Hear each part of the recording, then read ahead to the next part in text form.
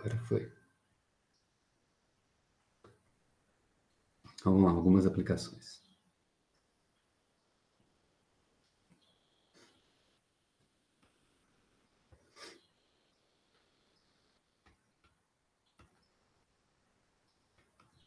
Minha letra tá razoável, né? Dá para vocês estão conseguindo entender direitinho, né?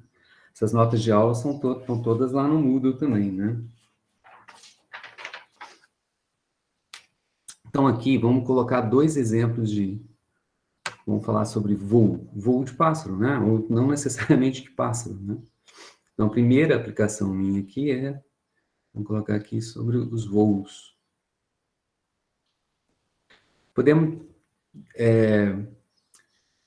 classificar os voos em 3 tipos, tá? Vamos colocar aqui, ó, né? O primeiro é o que chama de paraquedismo. Ou, como assim paraquedismo? Paraquedas, né? O bichinho salta, o bichinho salta e cai, como se fosse um paraquedas, né? Não precisa ser, né? Paraquedismo, não paraquedas. Não, isso é menos comum, tá? Mas o que a gente tem mais comum é a planação, né? Ele plana. E o que a gente está acostumado, na verdade, é o voo propulsionado, né?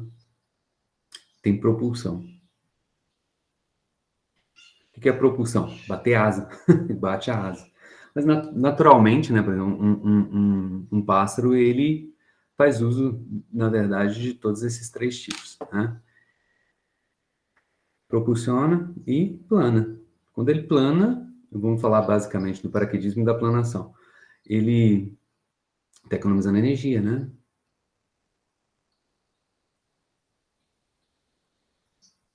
Então vamos falar do paraquedismo e da planação, tá? Paraquedismo. Como é que alguns animais, por exemplo, tem alguns animais que têm membranas, né? Entre, por exemplo, um membro superior e um membro inferior. Alguns esquilos, né? Alguns animais que não são da família dos esquilos, né? Tem anfíbios que têm, né? Membranas entre, né? Os dedos, né? Dos membros, tanto superior quanto inferior, né? Vocês sabem como é que é o nome dessas membranas?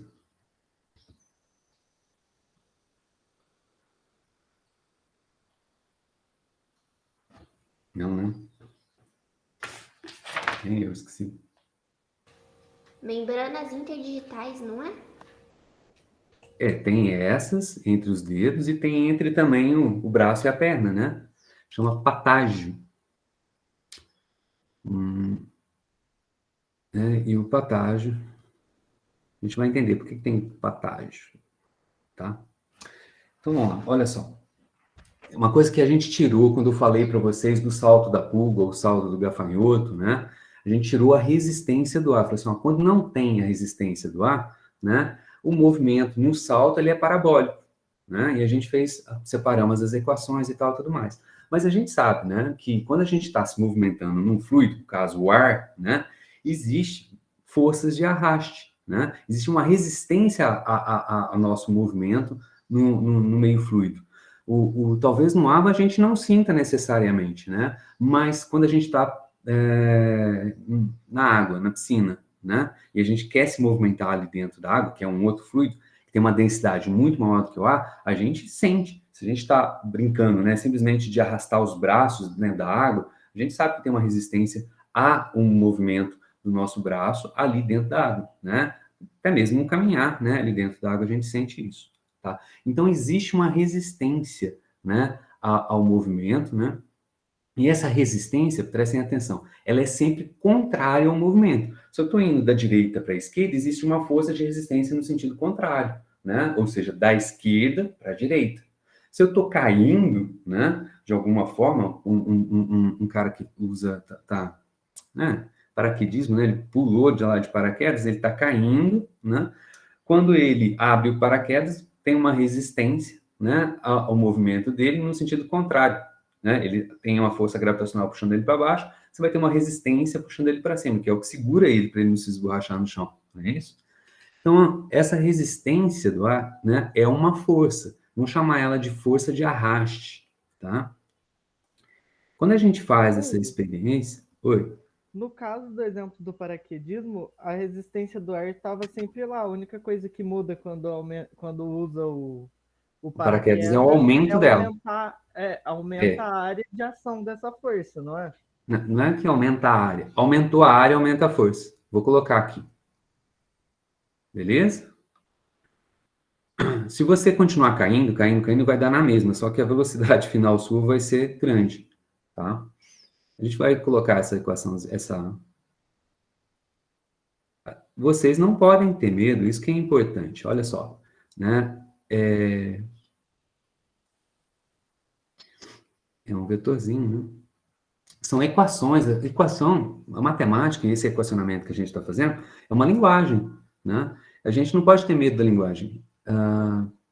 Pode ser difícil, como a gente aprende inglês ou qualquer outra língua, né? Essa é a dificuldade. Mas a partir do momento que você aprende essa linguagem, poxa, acabou, tá? Então, eu vou colocar aqui, vou escrever todas essas percepções que a gente tem, como falou, tem, ó, força de arraste, ela depende da área. Quanto maior a área, né, maior é a força de arraste, mais seguro eu vou estar, né? Então, como é que eu escrevo isso numa equaçãozinha? É aquela história que eu estou tentando mostrar para vocês. Ó, é diretamente proporcional? É inversamente proporcional? Enfim, a força de arraste, quando a gente faz a experiência, a gente observa que a força de arraste ela é proporcional à velocidade. Quanto maior a velocidade que a gente está se movimentando no fluido, no ar ou dentro d'água e tal, tudo mais, maior é essa força de arraste. Talvez, não sei, mas se vocês já tiveram essa experiência, se você está dentro d'água e com a mão, né, movimentando a água para lá e para cá, você sente uma resistência ao movimento. Agora, se você aumenta a velocidade, você sente uma resistência também maior, tá? Então, essa força de ar, ela é proporcional à velocidade. E, em alguns casos, ela tem uma dependência aqui, né? Polinômio, parece um polinômio. Esse n que está aqui, tipo, é velocidade ao quadrado, velocidade ao cubo, seria isso. Mas, normalmente, esse n que está aqui, né? Ele é aproximadamente 1 para velocidades pequenas. O que é pequeno? Pequena é algo relativo, né?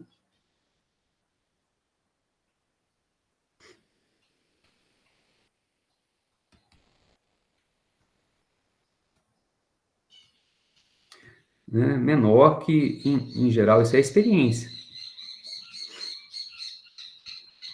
Coisa ali de 24 metros por segundo. É a experiência que diz pra gente.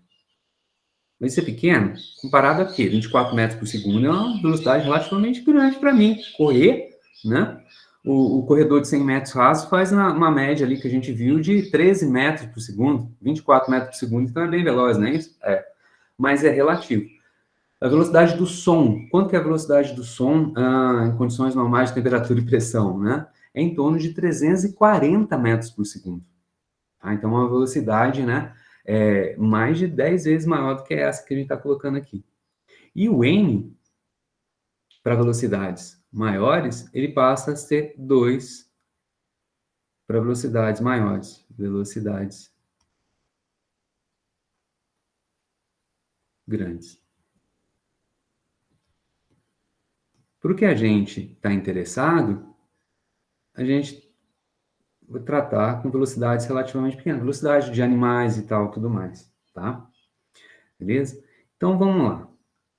Então, é isso que a gente tem, né? Então, ela é proporcional. Não, como é que a gente faz o proporcional? Eu não gosto de proporcionalidades, eu quero uma igualdade. Então, a força de arraste, para virar igual, eu tenho que ir lá e medir quanto proporcional é. Ou seja, eu preciso de uma constante de proporcionalidade. Eu vou dar nome a essa constante de proporcionalidade, eu vou chamar ela de K. Então, é KV. Tá? Esse K que está aqui, a experiência que diz, é uma constante de proporcionalidade. E eu já disse para vocês, tudo na física que é constante de proporcionalidade, ele depende do quê? Ele depende de fatores geométricos, tá? Ah, qual é o tamanho? Ah, é circular, é quadrado, né? Essas coisas do tipo, né? E depende do material, do meio em que você está, beleza? Né? O que que a gente espera desse K? Aí, quem que perguntou comigo, desculpa, eu não... Ó, esse K, a experiência da gente é o seguinte, tá? Esse K, ele é proporcional a vários parâmetros, tá? Vou colocar aqui, ó, uma letrinhas gregas. Esse cara aqui, parece um H, um tracinho aqui, é a letra grega kappa. Ele é proporcional a esse kappa, ele é proporcional a outra letra grega eta, é proporcional a outra letra grega rho, eu vou explicar o que é cada um deles, e proporcional à área perpendicular ao movimento, tá? Vamos ver se faz sentido isso, né? O que é o kappa? Kappa, ele está associado, né, aos fatores geométricos.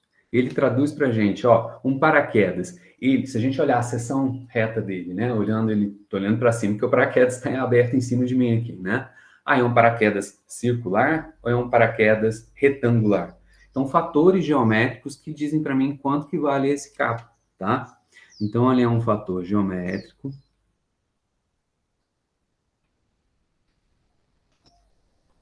O que é o eta? Né? O eta, ele diz para mim sobre a viscosidade do meio.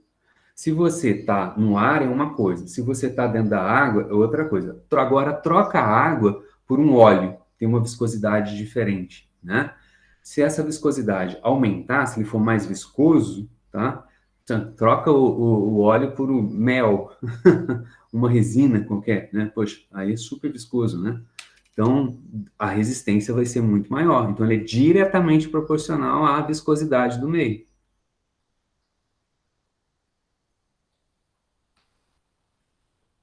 O que é o ρ? O que eu estou fazendo quando eu troco, por exemplo, do ar para a água? Além de, claro, mudar a viscosidade, eu mudo também o que? A densidade. Né? O que é a densidade? É massa por unidade de volume. Né? É muito mais denso a água do que o ar. Então, a resistência ao movimento, né? Essa força de arraste na água, ela é maior do que no ar, né? Não só por conta da viscosidade, mas também, e principalmente, né? Pela diferença entre densidade. A água é muito mais densa do que o ar, né? Isso aqui a gente não vai fazer conta disso. Eu tô... Precisa ficar preocupado. Nossa, vai que eu não estou entendendo nada disso aqui. Isso aqui é para a gente aprender. Ah, vai ter que ter, tem que ter noção disso. Isso que é importante, tá? E a área perpendicular, né? O que é essa área perpendicular aqui? A gente poderia falar assim, é a seção reta, né? O que é a seção reta? Se eu tenho, por exemplo, uma folha de papel aqui, né? E eu estou movimentando nessa direção, então olhando ela de lado.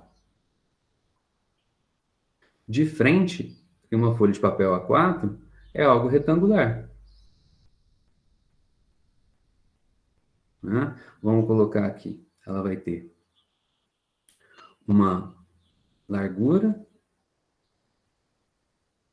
e uma altura. Essa é, eu estou olhando ela de lado, então essa aqui é a altura dela. Agora, e se eu inclino ela aqui? Ó?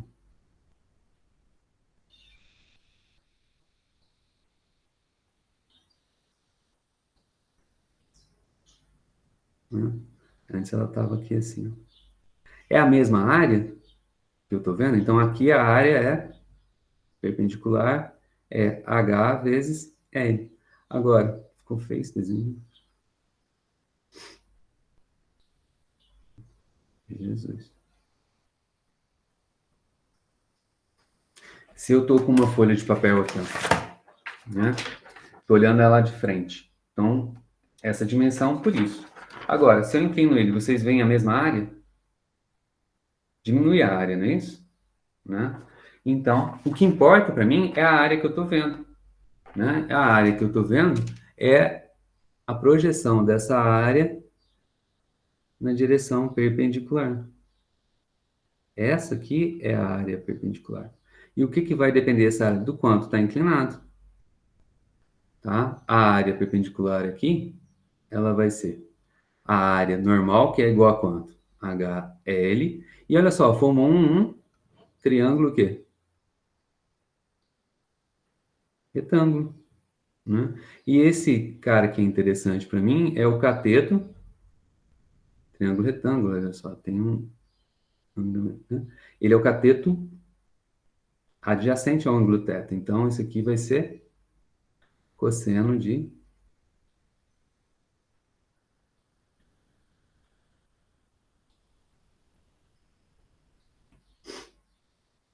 θ. Tá? Então, como o ângulo é, sei lá, 45 graus, então o cosseno varia, né, de -1 a 1, mas o interessante aqui é de 0 a 1. Quando você multiplica alguma coisa por um número menor do que 1, o resultante, o produto, é um número menor, né? Certo? Então diminui. Então essa é a área perpendicular, tá? Então voltando aqui, então, olha só, isso aqui é só para a gente ter uma noção. Então quanto maior a área, por isso o camarada, desculpa, quem que falou?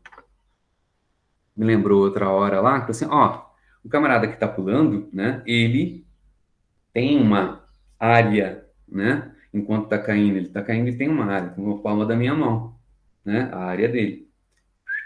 Quando ele abre o paraquedas, aumenta a área. Se aumenta a área, aumentou o K e vai aumentar quem? A força de arraste. Né? Que ele quer isso, né? Beleza? Agora, para essa equaçãozinha aqui ficar perfeita, a gente só tem que tomar um cuidado, porque estamos falando de velocidade, que é uma grandeza física vetorial. Ela tem que considerar também direção e sentido. E força também, né? Direção e sentido. E a força de arraste é sempre contrária ao movimento, não é isso? Então, a força de arraste, ela é... O que que significa contrário em física, né? Aqui nas nossas equações? É um sinalzinho de menos. Então, eu preciso de colocar um sinal de menos, né? E esse sinalzinho de menos indica o que para mim? Né? Esse menos que está aqui indica que a força ela é contrária à velocidade. Não é complicado isso. Né? Então vamos pegar aqui, ó. Isso é uma aplicação. Vamos pegar aqui, ó, um camarada que esteja caindo, representar ele por um pontinho aí. Ele tem agindo sobre ele aqui, então, né? A força gravitacional puxando ele para baixo, que é igual a massa vezes a aceleração da gravidade. E vai ter, enquanto ele está se movimentando para baixo, eu vou colocar, ele está caindo, né? Então a velocidade dele está para cá, né? Então ele vai ter uma força de arraste no sentido contrário. Ele vai ter uma força de arraste aqui. Que vai ser igual como colocamos ali, ó. Menos pá, K vezes a velocidade. Vamos colocar um sentido aqui para as coisas? Vou colocar aqui ó, o eixo vertical, positivo para cima, tá? Então, ó, coloquei a setinha, quer dizer que positivo está para cima. Se positivo está para cima, então a velocidade aqui, ela é o quê? A velocidade está para baixo, então a velocidade é negativa. Se a velocidade é negativa com menos na frente, dá uma força de arraste positivo. Positivo significaria para cima. É, tá para cima mesmo. Estão entendendo como é que funciona? Então, Hugo, se a velocidade, desculpe, se para cima é positivo, então a força gravitacional tem que estar onde? Está para baixo, então ela é negativa. Aplicação. Soma de todas a segunda lei de Newton. Soma das forças é igual a massa vezes a aceleração. Quais são as forças que agem? Força gravitacional é força de arraste. Então, menos mg, força gravitacional, mais a força de arraste, menos KV. Quem que é a aceleração? M é a taxa com que a velocidade varia. Menos mg menos kv. Não fica horrorizado com essa equaçãozinha. Essa equaçãozinha é uma equação diferencial, a gente sabe, e é muito fácil de resolver essa equação diferencial, tá? Não vou resolvê-la aqui, vocês também não precisam saber resolver ela, tá? O que importa é que eu vou dar para vocês o resultado. Tá? Professor, Sim. eu não entendi por que a força de arraste é inversamente proporcional à velocidade. Se eu estou aqui com a minha mão dentro da água e eu arrasto ela, se eu puxo ela, se eu empurro ela da minha direita para a esquerda, a força de arraste, a resistência vai estar em que sentido? Empurrando ela mais para frente ou segurando ela para ela não ir para a esquerda? Segurando. Então tá para cá. Eu estou me movimentando para a direita, para a esquerda e a força é no sentido contrário. O cara que cai, ele está se movimentando para baixo. O arraste dele está em que sentido? Se ele está indo para baixo, a força de arraste tem que estar para onde? Para cima. Para cima. E se porventura ele estivesse pulando? Se ele estiver pulando, ele está se movimentando para cima. A força de arraste vai estar para onde? Agora para baixo.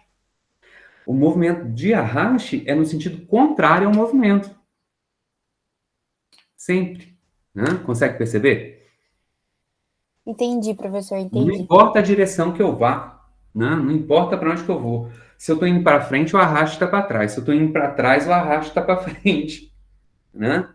Se eu estou indo para a esquerda, o arraste está para a direita. Se eu estou indo para a direita, o arraste está para a esquerda. Né? Ele está sempre contrário ao movimento. Então, qual que é a natureza disso? Qual que é a natureza? Você tem que entender que é o seguinte, tem um fluido e tem partículas aqui no fluido. Quando eu estou me movimentando no fluido, o que vai acontecer? Eu vou bater, né?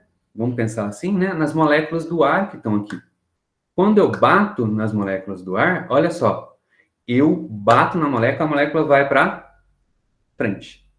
Mais ação e reação. Se eu bato na molécula, ela vai para frente, e tem uma reação. A molécula também aplica uma força sobre o meu corpo. Eu bati, ação. A molécula, reação, no sentido contrário. Se eu for agora, estou indo para a minha direita. Eu estou vindo, bato na molécula. Ela vai para cá. Reação, ela me empurra para trás. Entendeu? Entendi, professor, faz sentido. Né? É ação e reação. O arraste é ação e reação. Tá? Qual que é o resultado dessa equaçãozinha aqui? Qual é a variação da velocidade no tempo? Quando a gente faz essa continha aí, a gente descobre que a velocidade, ela, ó, eu não pode ter medo. mg sobre k, aquela constante de proporcionalidade, tá? E aqui tem uma função super importante para o pessoal aí da biologia, que é a função exponencial.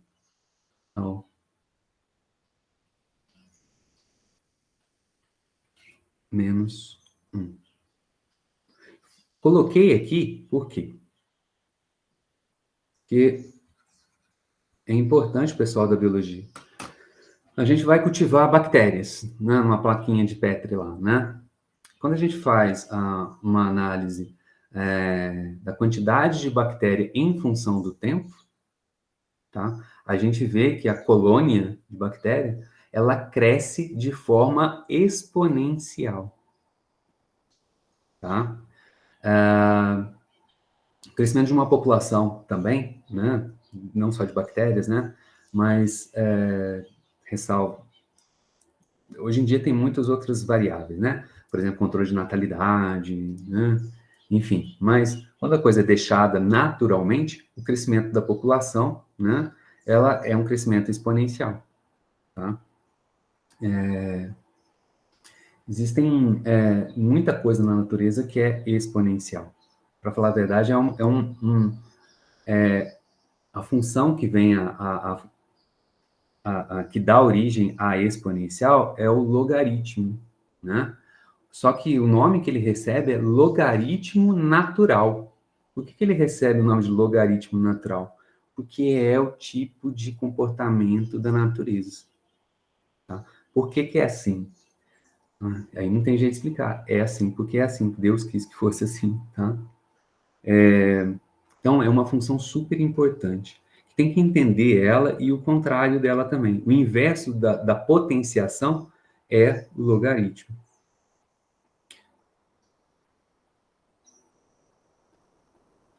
Tem uma seção no livro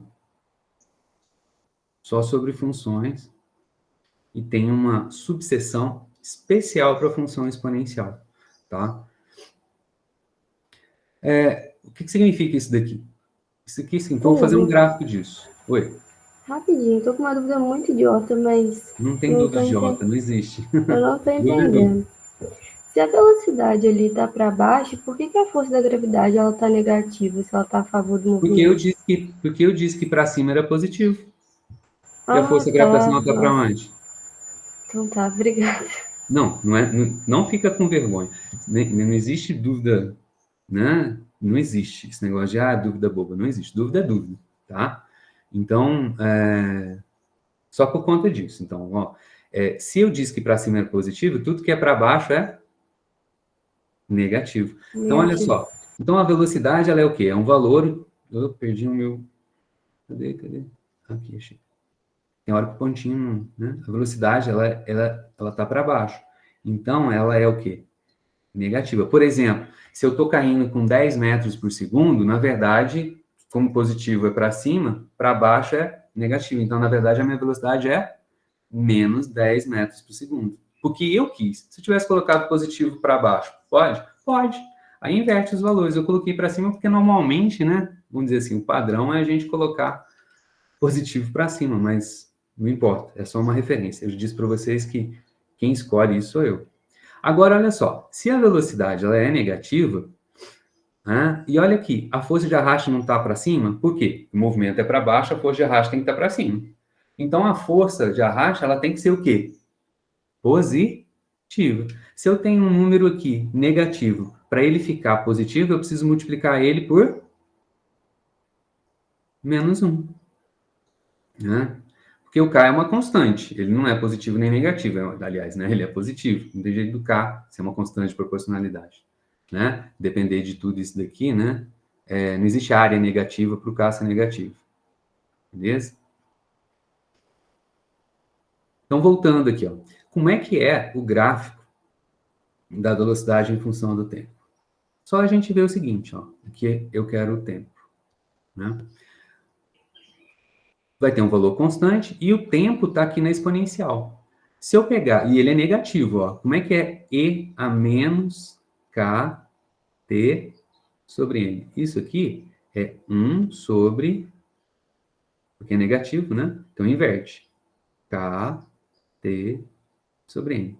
À medida que o tempo for passando, vamos pensar um tempo muito grande. Vezes K dividido por M vai dar um número grande.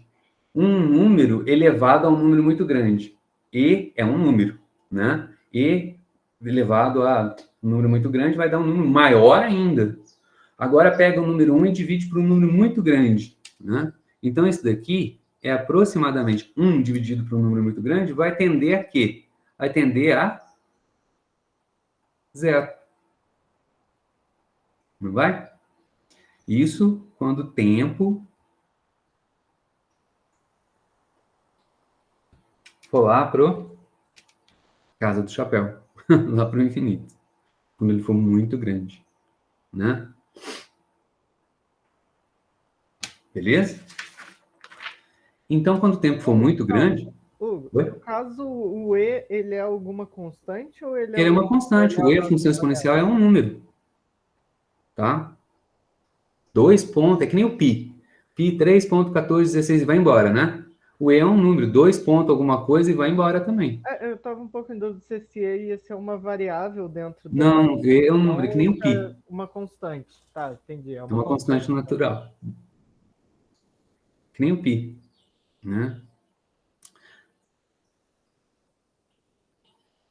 Beleza?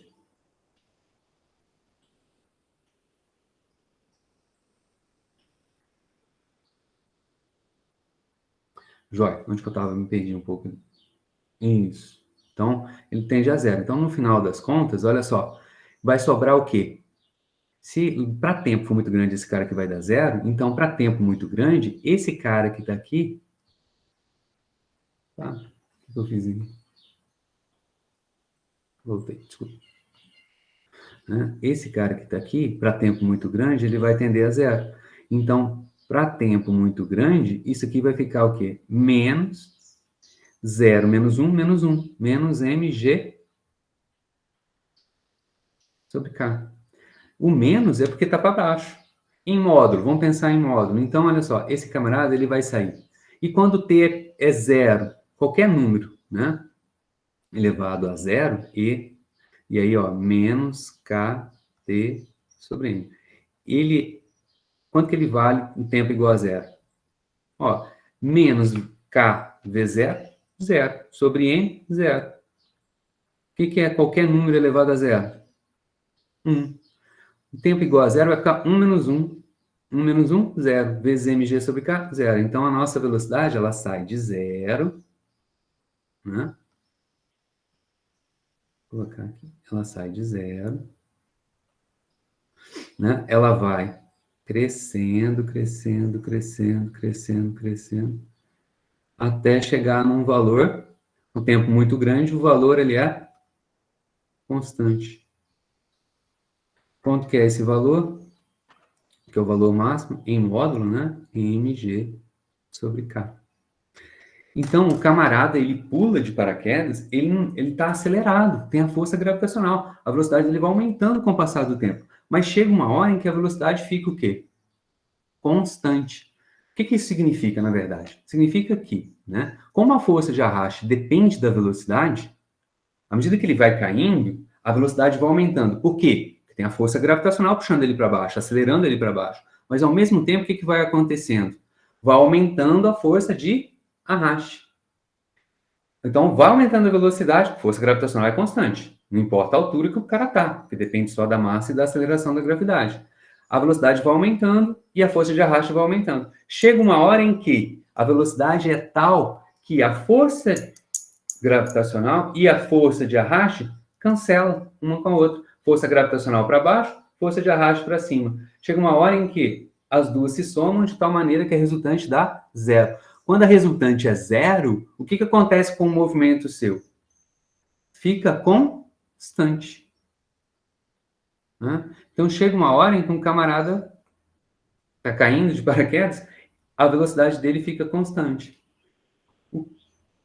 Quanto que é essa velocidade se o cara não usa paraquedas? Da ordem aí de 300 km por hora, tá? Vai depender do tamanho da área do cara, né? Da área do cara grandão, os cara pequenininho. Por quê? Por causa daquela área que eu falei. Então, imagina você chegando, pulou de paraquedas, imagina você chegando no chão e topando, né, com o chão a uma velocidade de 300 km por hora. Por isso que o cara morre, né? Certo? Aí, o que o cara faz? O cara aumenta a seção reta, o tamanho do paraquedas, para que, no final das contas, essa velocidade, olha só, o que acontece quando você aumenta o paraquedas? Aumenta a área, aumenta o K. Se você aumentar o K, o que acontece com a velocidade final sua? mg é a sua massa, pelo menos o meu ali, 80 quilos, vezes g, 10 metros por segundo ao quadrado. Se o K é pequenininho, vai dar uma velocidade grande. Agora, se o K é grandão, vai dar uma velocidade final menor.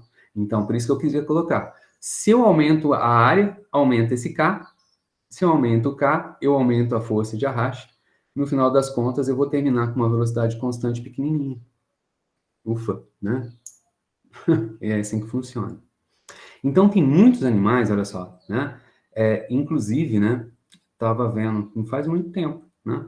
Existem serpentes, cobras, cara, que pulam, né? Não quero botar medo em ninguém, não, mas assim, eu acho que no Brasil não existe isso. Eu vi na Indonésia, né? Não sei se no Brasil tem, mas a reportagem que eu vi foi na Indonésia. A cobra pula, cara, na árvore. E ela, né, ela vai ela vai planando, né, até onde ela quer chegar. E o que ela faz? Ela precisa de ter um arraste para poder segurar ela, não é isso? Então, ela não vai reta, ela serpenteia, né? O próprio nome já diz, né? Ela serpenteia para aumentar, né? Em vez dela pular esticadinha, ela pula assim, ó. Né? Enquanto que aqui você tem uma área pequenininha, aqui você tem uma área efetiva maior. Olha a sacada do animal, velho. Né? Então, tem esquilos, né? Tem uns outros bichinhos, né? Inclusive, né? Anfíbios que pulam e seguram, né? Se sustenta no ar. Só que esse é o primeiro movimento. Claro que não é pular e o cara não quer cair, o bichinho. O esquilinho, a serpente, né? O próprio sapinho, ele quer o quê? Planar. E planar são dois movimentos. É um movimento de paraquedismo, que ele vai caindo, ao mesmo tempo em que ele vai se deslocando na horizontal. Né? Então, ele vai caindo e vai indo para a direita. Então, eu preciso somar mais uma força aí. Né? E aí, agora é o...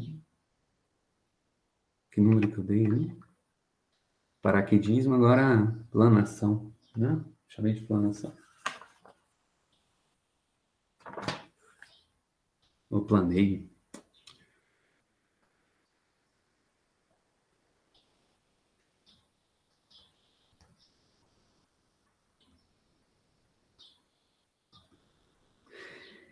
Então, o camarada não só pula e vai caindo, mas ele quer ir para frente, né? Então, aqui eu tenho que considerar mais uma outra coisa. A gente vai falar disso quando falar de fluidos daqui a pouco, tá? Que é por que avião voa, né? Ah, ele tem asa. Ah, então alguma coisa lá na asa? Pensa assim. E tem que ter fluido, tem que ter ar, né? Então, olha só, o que a gente precisa entender aqui agora é o seguinte. Vou desenhar o perfil de uma asa rústica, é bem simples, tá? Só para a gente entender. Né? Uma asa é alguma coisa assim, né?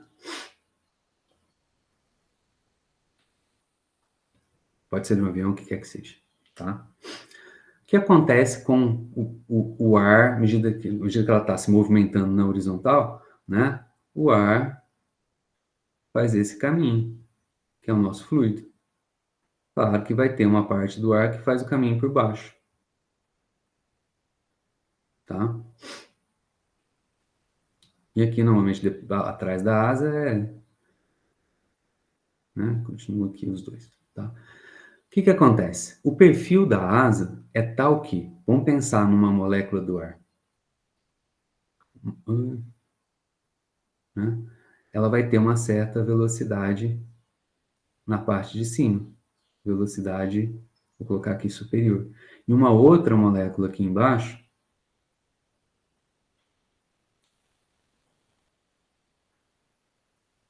ele tem, vou até desenhar diferente.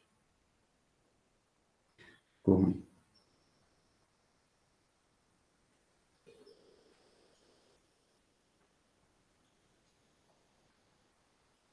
Uma velocidade aqui na parte inferior, tá?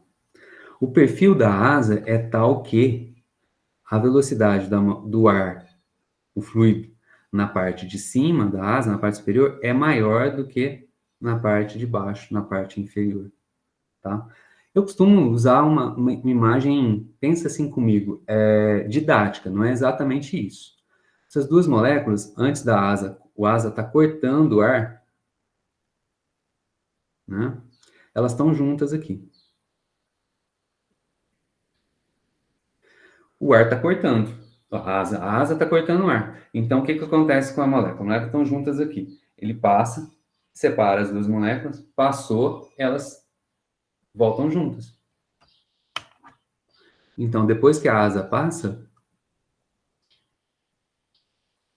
Nossa, eu tenho que aprender a fazer bolinha aqui. Né? Elas estão juntas de novo. Agora, olha só. Dado o perfil da asa, a molécula que está na parte de cima, a vermelhinha, ela percorre um caminho maior do que a molécula que está na parte de baixo. Não é isso? E olha só, elas saem juntas, separam e voltam juntas. Está cortando o ar, né? Então, a de cima, relativamente, percorre um caminho maior do que da de baixo. Então, isso mostra para a gente que para ela percorrer um caminho maior e chegar junto com a molécula que está vindo por baixo, a velocidade dela em cima tem que ser maior, ela tem que ser mais rápida, certo? Essa é uma visão didática. E o que acontece quando a gente faz isso no fluido? Olha lá, tá aqui, ó. Vocês estão vendo? Tá, a folha tá aqui paradinha. Eu vou fazer isso, ó. Soprei. Quando eu sopro, o que acontece com a velocidade das moléculas de ar aqui em cima da folha? Ela é maior do que o ar que está aqui embaixo. Quando eu tenho diferença de velocidade, aparece diferença de pressão. Preciso desse parâmetro. A pressão em cima fica menor do que a pressão embaixo. E aí a pressão embaixo, sendo maior, vai empurrar a folha para cima. Tá? Isso aí, eu vou colocar a equaçãozinha aqui. Ninguém precisa ficar com medo da equaçãozinha. É uma equaçãozinha de Bernoulli, de escoamento de fluido. A gente precisa disso para poder entender mais para frente, né, o sistema circulatório nosso, sanguíneo, tá? Diz para a gente que é o seguinte, tá? A pressão num ponto, né, mais a densidade do fluido, vezes a velocidade, num ponto 1 também, ao quadrado, dividido por 2, mais ρ, g, vezes a altura dele. É uma constante. Então, se ela é constante, eu posso dizer que num ponto é igual no outro ponto. Pressão 2, mais ρ, velocidade lá no ponto 2 ao quadrado, dividido por 2, mais ρ, g, y2. Então, eu posso trocar. Isso aqui é a equaçãozinha, né, de Bernoulli. Bernoulli é uma...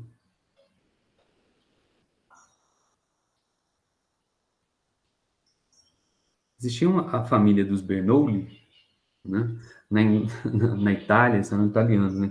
São vários Bernoullis, tá? E eu, sinceridade, eu não sei dizer qual dos Bernoulli chegou nessa equação. É chamada de Bernoulli. Um dos caras lá conseguiu equacionar ela dessa maneira, tá? Vamos pensar aqui, ó. Então, eu posso trocar o índice 1 e 2 por em cima e embaixo.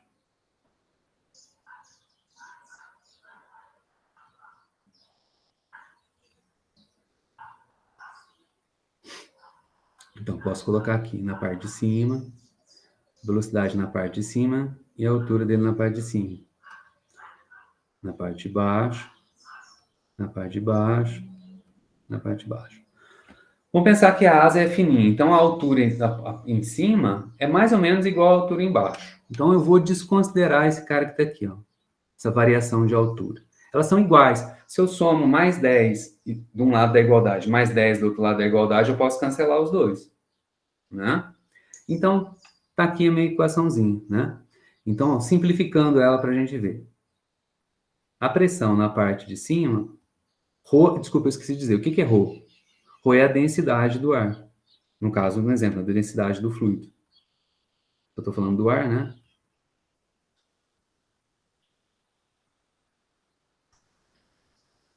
Tá?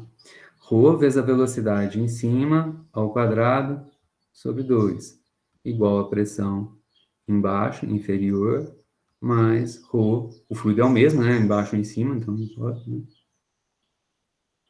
Sobre 2.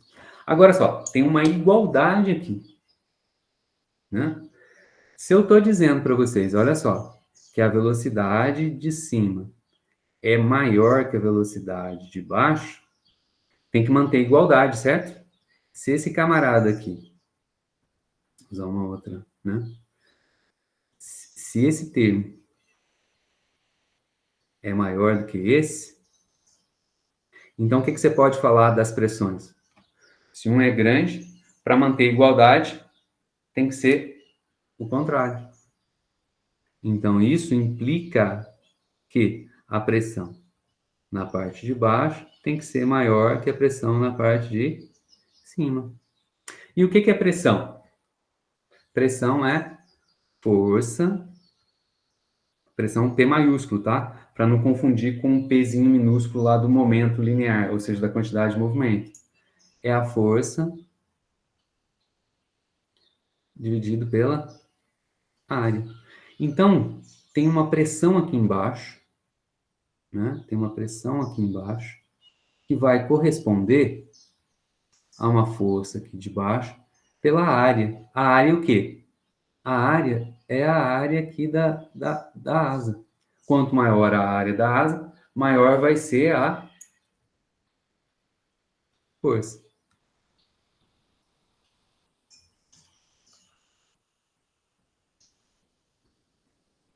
A área vezes a pressão. Né? E na parte de cima? Na parte de cima vai ter outra área.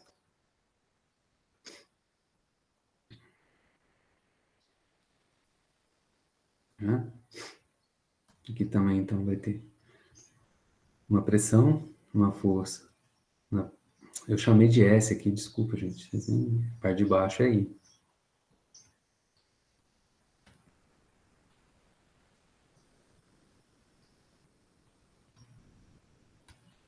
Então, vai ter uma força aqui na parte de cima. Vai ser igual a área vezes a pressão na parte de cima. Beleza? Então, se a força é a área vezes a pressão, então, o que a gente pode concluir aqui, ó? Que a força, né, inferior é maior que a força na parte de cima superior, ou seja, né, aqui,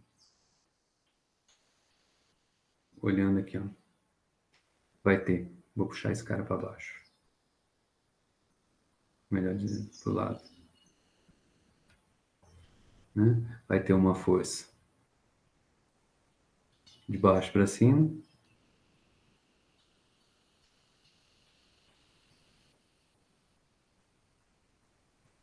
e vai ter uma forcinha menor.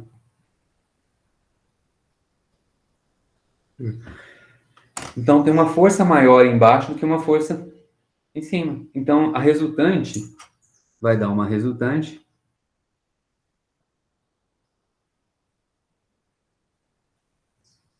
aqui, que é uma força, o livro de vocês chama de força de sustentação.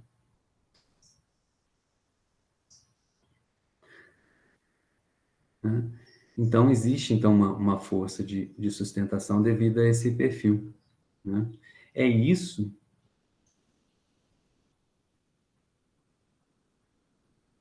A gente vai falar disso aqui com mais calma daqui a pouco. É que agora é a hora que eu tenho que colocar. Né? Então, pense bem. Né? Então, se um camarada está pulando e está se movimentando, né? O esquilinho lá pulou, né? Que tem o patágio aqui, né? As membranas, ou a rã, o sapinho lá, né? Então, ele pulou.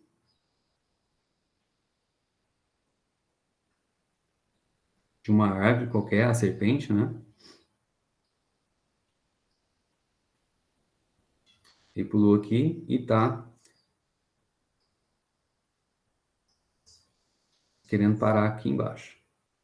Então, no meio do caminho, então ele tem, ao mesmo tempo, né?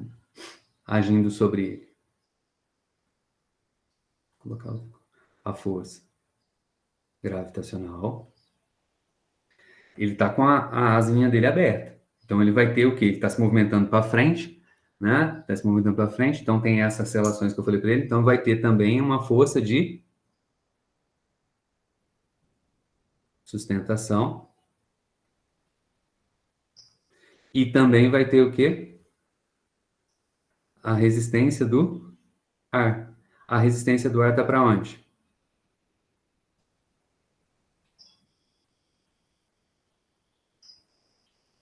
Contrária ao movimento.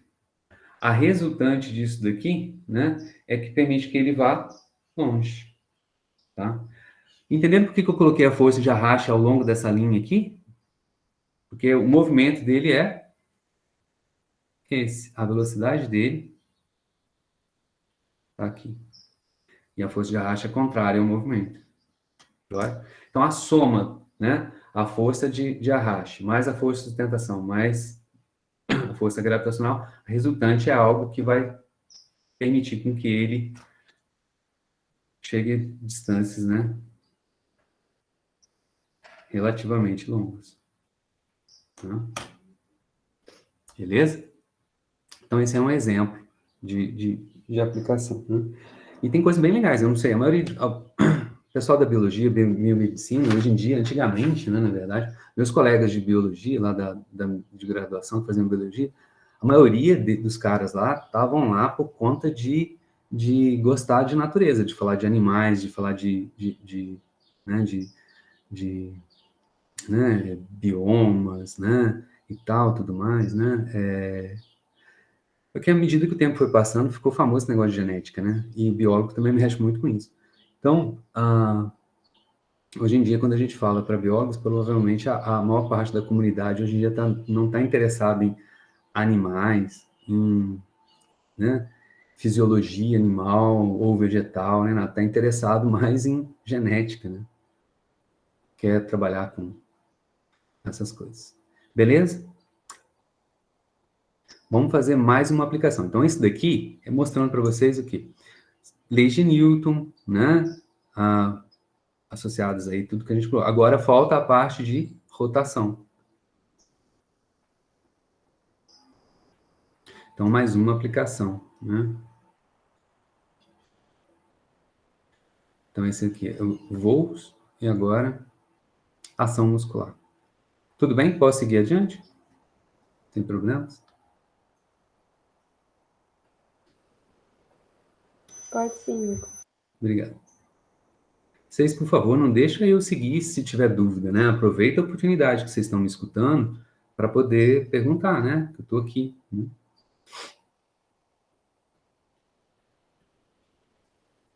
Vamos falar um pouquinho, eu perguntei para vocês na outra aula, né? Vocês entendiam um pouco da fisiologia, né? Eu peguei o próprio livro de vocês, tem figurinha.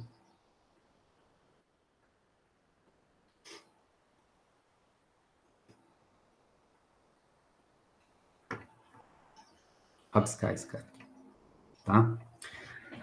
Bom, então, o sistema muscular nosso, claro, não dá para separar ele do esquelético, né? Então, o que a gente tem é o quê? São músculo, tendão e osso, tá? O músculo é o camarada que realmente realiza trabalho, é o camarada que puxa, que aplica a força, tá? E ele tem que aplicar a força, o quê? Fazer o meu esqueleto se movimentar, né? Então, o músculo, ele se prende ao osso através do tendão. Rebentou o tendão, cara. Tô jogando bola, rebentou o tendão. Ih, velho. Rebentou o tendão, o músculo vai ficar solto lá. Puxa, solta, solta, sem puxar o osso. Complicado, né? Então, tem os tendões. Né? E aqui o músculo. O músculo, o que que ele é, né? O músculo é, claro, né?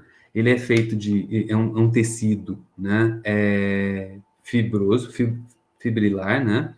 Ele é várias fibras, tá? Um camarada que vai para academia, né? Ele quer pegar hipertrofia, né? Quer dizer que ele quer pegar muita, né? Muitas fibras, né? Ele quer aumentar a quantidade de fibras musculares que ele tem, beleza? E o que são essas fibras? Então, o músculo é composto por fibras, né? E o que são essas fibras? São células, né? Longas, cilíndricas, né? E que contêm vários núcleos, tá? E elas são subdivididas ainda, tá? Então, dentro da fibra, tem o que se chama de miofibrilas, tá? Miofibrilas. Super dividido, tá? Essas miofibrilas têm essa estrutura como está aqui, ó. O que é essa estrutura? Essa estrutura, ela é subdividida, por sua vez, no que se chama de...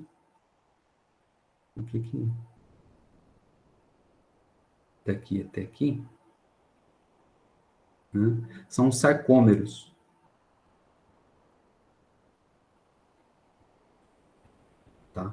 Existem, então, esses sarcômeros, eles são, por sua vez, subdivididos, né, em dois tipos de fibras ou filamentos, chamados de filamento grosso, que é grosso no sentido de que é grosso mesmo, né, e um filamento fino. O filamento fininho está aqui, ó, está exatamente desenhado no sentido que ele é só um risquinho, e o filamento grosso. O filamento grosso, né, são, na verdade, né, são proteínas, né, muito grandes, né, é miosina, e o fino é a actina.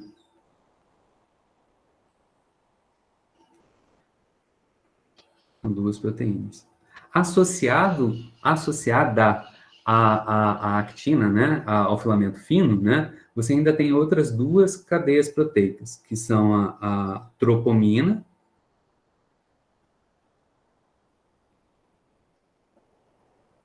e a tropomiosina. Vocês gostam dessas coisas? Eu acho muito legal. Já vou explicar isso, tá? Né? Esse filamento grosso, tá? Ele fica ancorado, ele fica preso, tá? Não está desenhado aqui, mas ele tem um filamento grosso daqui, que ele é chamado de M. Então, ele fica preso aqui no meio, enquanto que o filamento fino fica preso numa outra estrutura. São fibras em que ele ancora, fixas, né? Em que a minha fibra ela fica presa, né? No meu braço, ela fica presa aqui, né? Então eu posso, se eu movimentar o meu braço direito, eu puxo, porque ele está preso aqui. Então eu puxo esse cara para cá, beleza? Na verdade, né? Já vamos falar isso, né? O que acontece, tá? O que acontece é que o filamento grosso, ele está aqui, ó, do jeito que está o desenho, ele está preso a um grupo de fibras finas à direita e fibras finas à esquerda. E ele está preso aqui no meio. Ele não se movimenta. O que o filamento grosso faz? Ele pega as fibras finas e puxa para perto dele. Na verdade é isso mesmo, ele puxa, né? Você tem, um modelo de deslocamento. Então, ele está aqui preso nas fibras finas, né? Então, ele puxa elas para cá. Olha só, esse é o movimento muscular. Então, quando, né, o filamento grosso puxa as fibras finas, o sarcômero, o que acontece com o sarcômero? Diminui, como está ilustrado, né, aqui. Então, ele está contraído. Como é que funciona essa contração, né? Na verdade, né, é claro, está ligado, né, ao sistema nervoso, né? Que esse sistema aqui, na verdade, tem umas conexões neurais, né? Que o impulso elétrico vem na célula e com o impulso elétrico ele libera, né, íons de cálcio, tá? Sem esse impulso elétrico não tem essa liberação. Na verdade, sempre tem cálcio lá na célula. A questão é que esse impulso elétrico, ele controla se tem mais ou menos cálcio, tá? Íons de cálcio. Uma vez que tem um impulso elétrico, né, tem, então, um aumento da densidade de íons de cálcio. Esses íons de cálcio vão se ligar, né, vão se associar à tropomina.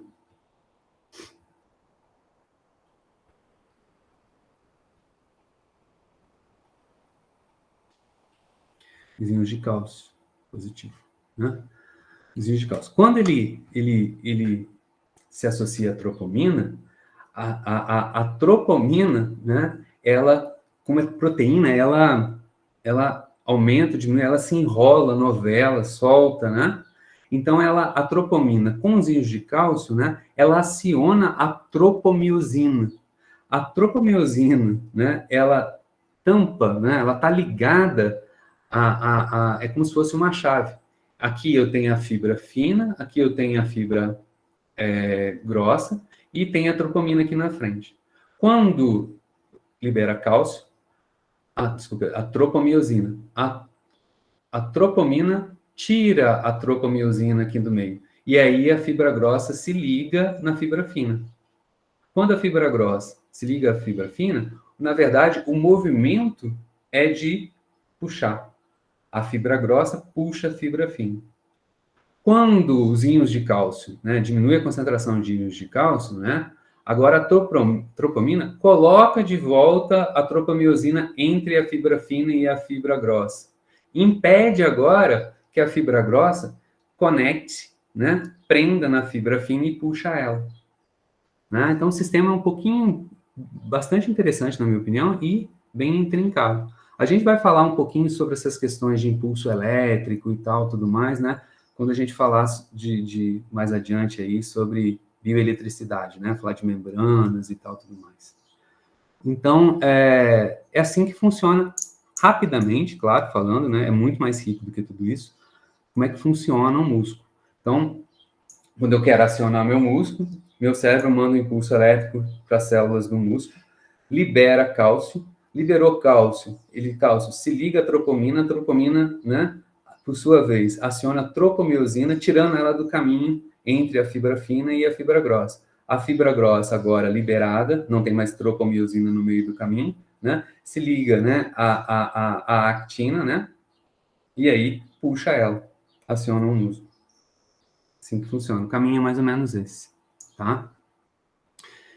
Bom, isso aqui é só para a gente conversar um pouquinho. Nem é física isso, né? Mas qual que é a brincadeira, né? Aqui para a gente. Vamos pensar aqui que é o tipo de exercício que eu vou dar lá para vocês, não tem jeito, né?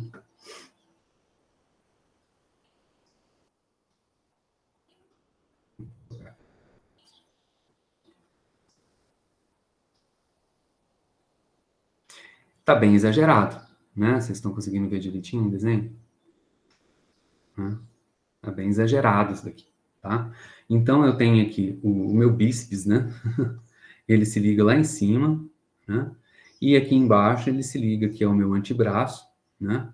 Em dois pontos distintos. E aí, quando ele se contrai, aqui eu tenho o quê? Que é o cúbito, né?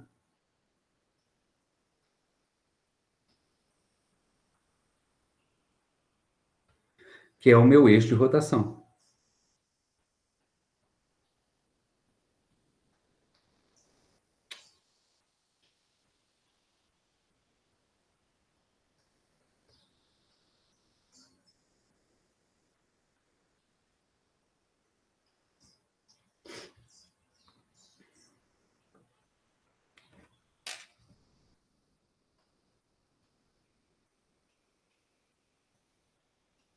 Tá ele invertido aqui, porque aí eu vou dar alguns valores para a gente calcular, né? Então, quando ele, né, é acionado, quando ele é acionado, o meu músculo ele contrai, né? Ele vai aplicar, né, uma força puxando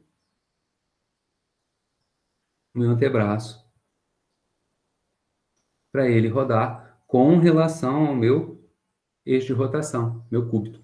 Então, estou aqui, né? No caso, o braço está estendido e eu estou puxando ele para cima. Bom? Então, agora, vamos fazer um exemplo, né? Vamos supor que é o seguinte, tem esse cara aqui é um desenho exagerado, né? Mas, então, tá aqui. Vamos admitir que, então, eu coloquei alguns números aqui, tá? Aqui eu tenho, né, o meu bíceps, tá? Aqui o meu antebraço, o cúbito tá aqui, é o meu eixo de rotação, tá? Os ossos do antebraço, quem que sabe? Rádio, né? E aluno, né?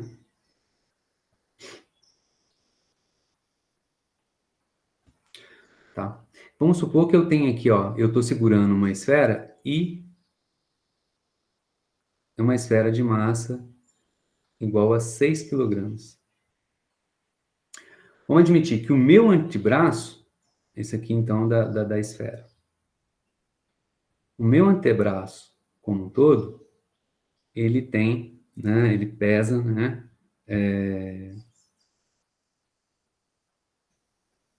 2 quilogramas.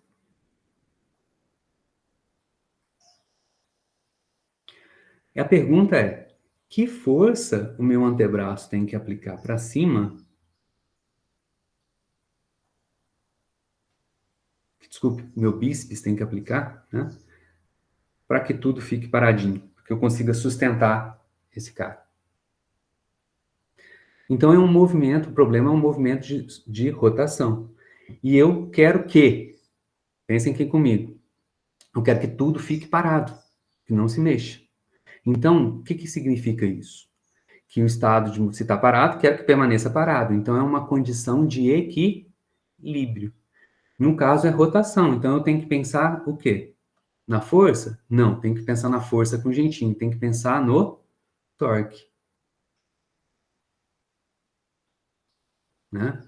O torque, ele é a força perpendicular, né? Vezes a distância da força até o eixo de rotação. Né?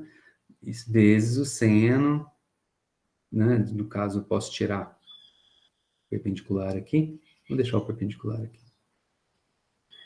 Que é a força que você aplica, R, seno do ângulo da ação. Mas vamos deixar tudo perpendicular, né? Então, aqui, vou pensar que θ igual a 90 graus. Tá? Então, a soma de todos, somatório, ó, esse é o símbolo de somatório. Né? Que letra que é essa? Essa é a letra grega sigma, maiúscula. A letra sigma do alfabeto grego é que deu origem ao nosso S, né? E S, por que a gente usa de somatório, usa a letra grega sigma? Porque somatório começa com que letra? S. Por isso que é E aqui. A soma, então, de todos os torques, para que fique parado, tem que ser igual a zero. Então, tem várias forças agindo aqui sobre o meu sistema, sobre o meu antebraço. Então, vai ter um torque devido ao quê? À esfera. Vai ter um torque devido à força gravitacional, o peso do meu antebraço. E vai ter um outro torque devido à força que o bíceps aplica sobre o antebraço. Tudo isso somado tem que dar zero. Beleza? Então, vamos fazer um diagramazinho aqui, ó, para a gente entender melhor o que está acontecendo. Então, eu tenho aqui, lá na ponta, né, meu antebraço como um todo, tem 33 centímetros. Aqui é o meu cúbito, é o meu eixo de rotação. Então, eu vou ter aplicado aqui na frente esfera. Vou ter,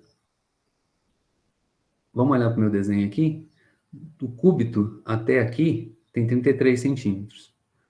Da onde está ligado o meu tendão até a ponta aqui da minha mão tem 29 centímetros. Então, a distância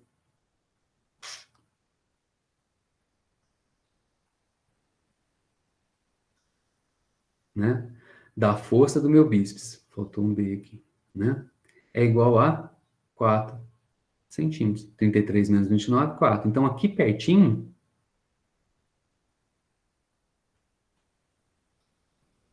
desculpe, desenhei errado, né?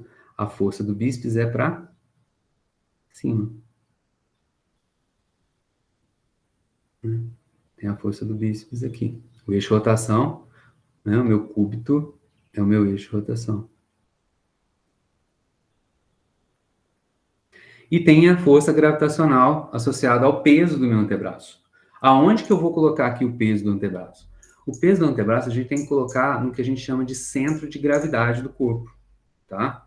Centro de gravidade é complicadinho a gente determinar, porque ele depende, é uma média ponderada da distribuição das massas no espaço, tá? Fica bem exatamente no meio? Depende, né? Se tiver mais massa na mão do que para trás, esse centro de massa vai ficar próximo da mão. Se a minha mão é pequenininha, tem mais massa aqui perto do cúbito, então o centro de gravidade fica mais perto do cúbito. Vamos considerar que o meu centro de gravidade esteja, né, em um ponto aqui, mais ou menos perto do meio. Esse cara aqui é o meu centro de gravidade, tá? Então, vou ter aqui, né, uma força gravitacional, tá? E essa distância que está aqui, vamos até o eixo de rotação, eu coloquei aqui igual a 12 centímetros. Beleza? Então, eu vou ter também aqui para cá uma força, para baixo agora sim, né? A força gravitacional, né? Então, as distâncias daqui até aqui, quanto que é? 33 centímetros. Quanto que é a distância daqui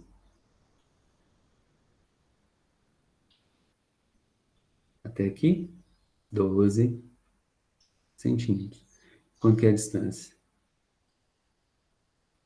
daqui até aqui? 4 centímetros. Por que que eu preciso dessas distâncias? Porque é torque. O torque depende da força vezes a distância da força até o eixo de rotação, né? E aí eu tenho que fazer o seguinte, pensar agora no que é positivo e o que é negativo, tá? Normalmente, na rotação, como eu disse para vocês na outra aula, o que a gente tem? Regra da mão direita, usa a mão direita. Se a força faz rodar nesse sentido, eu uso a mão direita. Então quer dizer que o torque está para fora. Se ele faz rodar no sentido contrário, tem que ficar torto para fazer um negócio desse.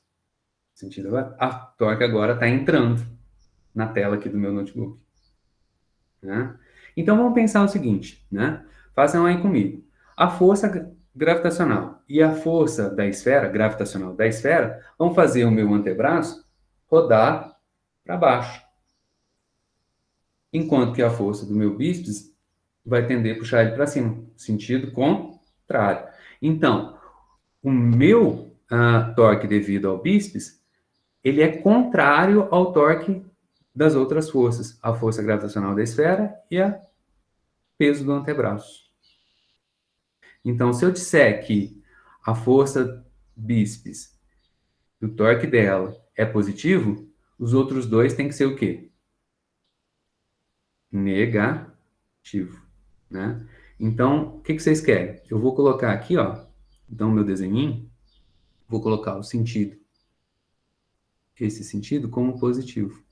Se eu coloco esse sentido como positivo, então a força, na verdade, vamos colocar aqui, o torque devido à força do bíceps passa a ser positivo, o torque do peso, né, da esfera, ele vai ser negativo, e o torque do antebraço, né, eu coloquei G aqui, desculpe, é A, né, de antebraço.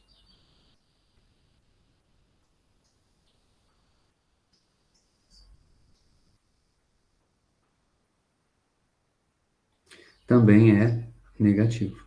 Então, vamos somar eles. Qual que é o torque? Como é tudo ângulo aqui é 90 graus, ó. 90 graus, 90 graus, 90 graus, né? Então, seno de 90 é 1. Então, esse camarada aqui, né? A soma de todos os torques vai ser torque do bíceps, mais torque do antebraço, mais torque da esfera. Qual que é o torque do bíceps? É a força que o bíceps aplica vezes a distância que ele aplica até o eixo de rotação. Qual que é a distância? 4 centímetros. Hugo, mas não é metros? Pode deixar em metros ou em centímetros. O que não pode é misturar metro com centímetro, tá? Então, tudo aqui está em centímetros. Então, eu posso deixar isso, beleza? No final, eu transformo para metros para ter a resposta certinha. Ah, eu não gosto disso. Vamos deixar, se no final já é para estar em metros, então vamos deixar tudo em metros já? Vamos. Então, como é que é 4 centímetros? 4 centímetros. Vezes 2 E, 4 vezes 10 a menos 2 metros. isso, exatamente. Que é 4 vezes 10 a menos 2 é 0,04 metros. E 32 centímetros vai ser o quê? 33, desculpe. 0,33. 12 centímetros vai ficar o quê? 0,12 metros. Joia? Então, a força do bíceps vezes 0,04 mais o torque do antebraço. Só que o torque do antebraço tem que ser o quê? Negativo, porque o sentido dele é contrário. Então vai ser a força do antebraço. O que é a força do antebraço? É o peso. Então é a massa do antebraço vezes G. Massa do antebraço, 2. G, 10 metros por segundo ao quadrado. Lembra que a gente arredonda, né? 9,8 para 10 aqui. Vezes a distância dele até o eixo de rotação. 12 centímetros, 0,12 metros. Mais agora o torque da esfera, o peso dela. Quanto que é a massa dela? 6 vezes 10, que é a aceleração da gravidade, vezes agora a distância da força até o eixo de rotação, que é 33 centímetros. 0,33. 0,33. Isso tudo aqui tem que ser igual a quanto? 0, porque está em equilíbrio. Porque você quer que tudo fique parado, não se mexa. Eu quero sustentar lá aquele peso. E aí pronto. Qual é a única incógnita? Quem que a gente não sabe? A força que o antebraço tem que... Desculpe, que o bíceps tem que aplicar ao antebraço. Então agora aqui é só isolar, né? Vamos fazer as continhas. Vou fazer essa continha porque... Vamos usar a calculadora? Pode usar a calculadora. Vezes 0,04. Né? 4 mais feio. Né? Menos. Deixa eu pegar o mouse aqui que eu ganho mais. Né? Então, a primeira continha que eu tenho que fazer aqui é 2 vezes 10, 20, né? Ou se você preferir, né? 10 vezes 0, não dá, não precisa nem fazer a conta. Então, 10 vezes 0,12 vai dar 1,2. 1,2 vezes 2 dá 2,4. Menos, agora, né? 10 vezes 0,33 dá 3,3. 3,3 vezes 6 igual a 19,8.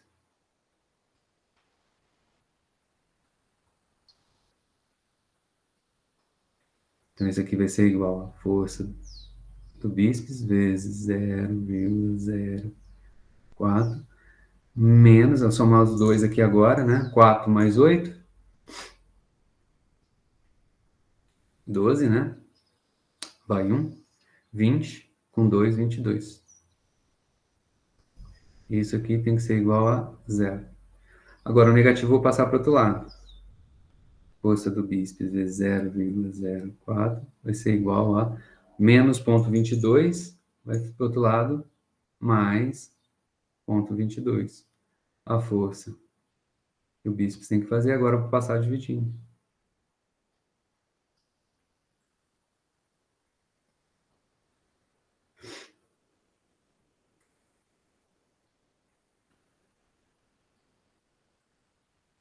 Quinhentos 55 newtons.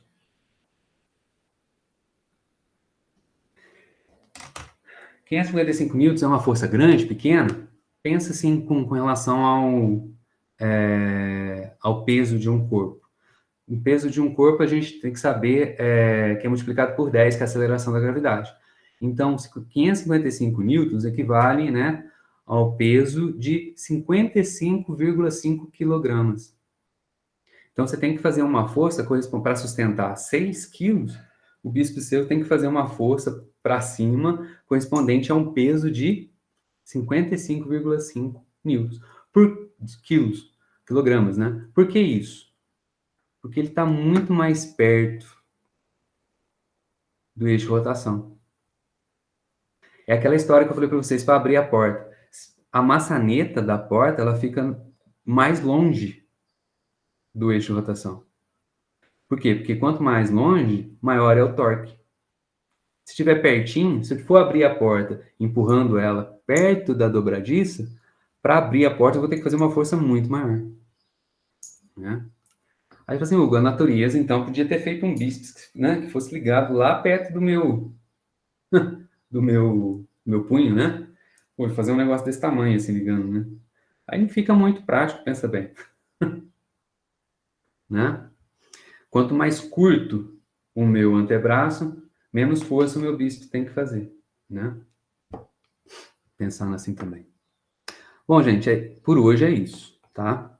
Então, com essas aplicações, eu, né, fui até mais além do que eu devia, mas eu acho que vale a pena, a gente está tranquilo em termos de cronograma. Eu termino esse primeiro tópico, já vou colocar uma lista de exercícios lá na plataforma, lá no Moodle, né?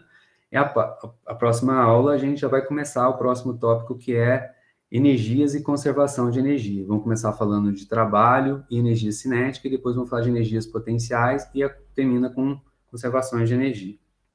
Tá? E aí vamos aplicar da mesma maneira como a gente está vendo, e depois a gente aplica. Joia? Alguma dúvida por aqui, não? Tranquilo? Agradeço, então, a atenção de vocês. Até a próxima aula, então. Ô, professor, Pode perguntar. Quem que falou primeiro? Pode deixar a Viviana falar. Tá bom, essa Viviane? essa lista de exercícios depois vai corrigir ou não? A gente vai corrigir junto. Se você tiver dúvida, você vai trazer para mim e a gente vai fazer isso junto. Ah, Não tá. tem gabarito, isso não. O que acontece? Vamos, né? Eu vou dar o gabarito. Ninguém faz, né? Tem monitor. Você quer um monitor para quê? Para ele fazer para você? Então não vai ter monitor. Então, o gabarito a gente vai fazer junto, a gente vai construir e resolver ele junto. Vamos. Mas isso significa que eu vou fazer para você? Não. Você vai tentar, você vai fazer e a gente junto vai chegar numa resposta. Então, vou ter que fazer a lista, cara? Vai. Sem fazer lista, não aprende. Física é isso. Tá bom? Essa é a política. Mas aí eu entro em contato com o senhor ou o senhor vai fazer na aula mesmo? Eu vou ter uma. Não, eu não vou pegar a lista, eu vou fazer uma aula de solução de exercício. Mais para frente, ou antes, não importa, eu vou soltar hoje a lista, se você já tiver dúvidas, e aí é o que eu falei para vocês no primeiro dia de aula. Vocês agendam um horário comigo, a gente marca e vamos conversando a respeito da lista, né? Mas aí para agendar a gente tem que mandar no e-mail, tem que Manda um mandar e-mail, junta em grupo, manda e-mail, faz todo mundo. Eu vou fazer isso, a Júlia marcou um horário comigo, aí eu vou falar, hoje eu vou atender a Júlia, se alguém mais quiser participar, pode participar, entendeu? E aí a gente vai trabalhando. Os horários que a gente tem para atendimento são o quê? Segunda e terça-feira, à tarde e à noite. Em qualquer horário, se você quiser, você me manda uma mensagem, a gente agenda aqui e conversa a respeito das suas dúvidas. Né? Beleza. Quem mais quer falar? vai ter que entregar, né, essas Não. listas? Não, você vai entregar na prova. Tá, entendi. Não, eu ia perguntar a mesma coisa que a Viviana perguntou. Tá. Então você vai entregar para mim lá na avaliação, né? O que vai cair na avaliação é a lista de exercícios, é o que a gente trabalhar por aqui. É os conhecimentos da lista, né? Tá certo. E as que eu resolvi em sala de aula, conversa que a gente teve, vai ter uma aula de exercícios, né? Essas coisas. Tá certo, mas muito obrigada, viu? Falou, imagina. Tchau, tchau. Obrigada, professor. Até Imagina. mais. Dispõe.